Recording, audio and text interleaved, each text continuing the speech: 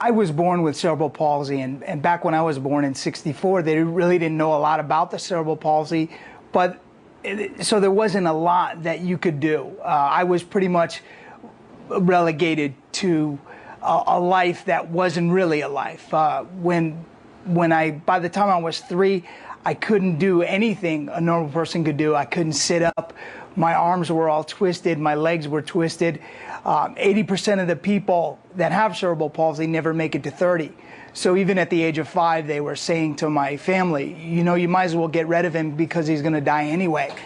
And my brain worked fine, so I understood that, hey, everybody else is writing me off, and if I don't do something about this, I'm going to just be another statistic. And I was really driven not to fall into that, you're going to die before 30.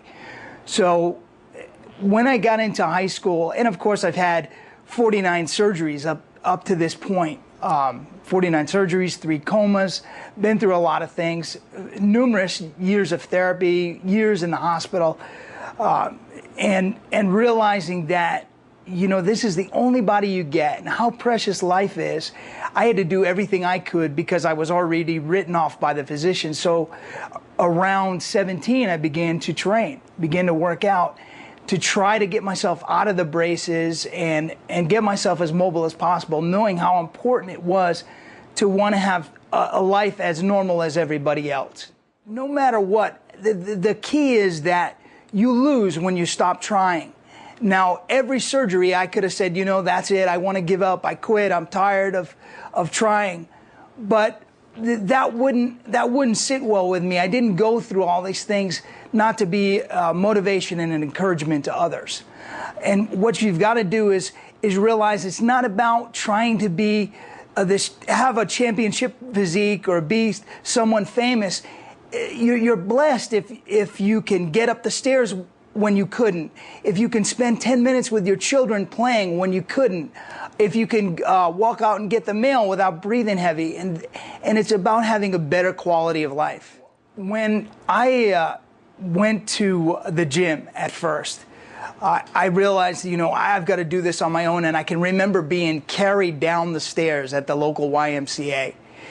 And, you know, it's tough because younger guys will see the handicapped guy in the corner and nobody really wanted to talk to me or spend the time. And so initially it was very difficult. I remember I couldn't even put any weight on the leg press. And it actually took a month for me to get my feet up on the leg press, to get enough flexibility because I was so spastic with the cerebral palsy. But over 4 years of dedicated training every day, stretching every day, doing cardio every day, I definitely was able to get rid of the braces, which were up to my waist. I put on 60 pounds of muscle tissue, and within another 2 years after that, I was competing in bodybuilding here in California. So I was actually nominated for Bodybuilder of the Year in 1990 and was beat out by one of the top pros. The role that fitness has played in my life has been so key because the doctors always say, you know, John, if you weren't as fit as you were, you wouldn't have survived this. You wouldn't have survived that.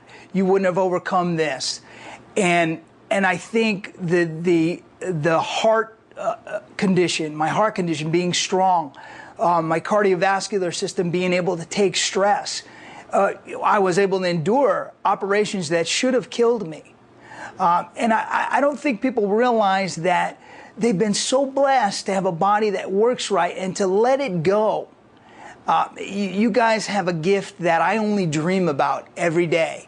But that doesn't mean I'm not going to take what God's given me and do the absolute best that I can. I think it's so important to realize that everything is a gift.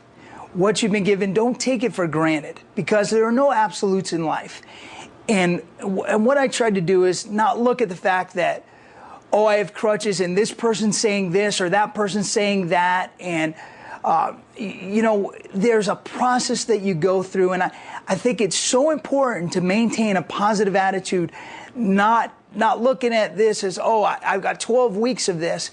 Just sit back and say, I'm going to make each meal count. I'm going to make each workout count. I'm going to make each moment with my family count, because if you don't take care of yourself, it's very hard to be a blessing to others. And if I would have given up way back when I used to watch Jack LaLanne at 4 years old with my arms twisted, my legs twisted, couldn't sit up, drooling out of my mouth, and, you know, just people, we have to deal with him. But in my mind and heart, I said, you know, one day I'm going to have a body like that, no matter what anybody says. So it's not a looking at the whole forest and becoming overwhelmed. It's looking at one tree and making one chop at a time. And if you can do that, over time, your body will in fact improve. You don't let other people dictate the way your life's going to be. And I think when you don't focus on the circumstances, but you focus on the potential of what you could be. And I've always had in the back of my mind that a champion never looks at what he's going through, only what he's going to. And you have to maintain a positive attitude day in, day out. You have to believe that you can in fact achieve. You have to be a prisoner of hope. And if you can't do that, you're going to have problems. So what you have to do is take the curse and reverse it, and turn every negative into a positive. And if you're thinking positive, things are going to drift in that direction. If you're thinking negative, it's going to manifest in your body. Believe me, you're talking to a guy that spent over 5 years of his life in the hospital, not counting rehab situations. That's another 7 years. Now, for me to become a champion, lose it, get back in shape, lose it, this has happened at least 15 times in my life. But I'm not going to allow the bumps in the road to knock the wheels off, break the axle. The thing is that it's what's inside of you that gives you value, not all the little things that people say. So you've got to stop focusing on all the externals and realize that God's got a good plan for you, and He's given you wisdom and discernment. And you've got the place that I have been for the last 19 months. I was in a SNF, which is a skilled nursing facility. Prior to that, I had developed multiple pulmonary embolisms, that can be lethal. That's where you have blood clots in your chest. They actually were 4 inches from my heart for months and months and months. So I was given so many drugs, so many diuretics, tons of Coumadin, heparin, every kind of drug you can think of, which brought my body weight up to 217 pounds. 70 of that being fluid.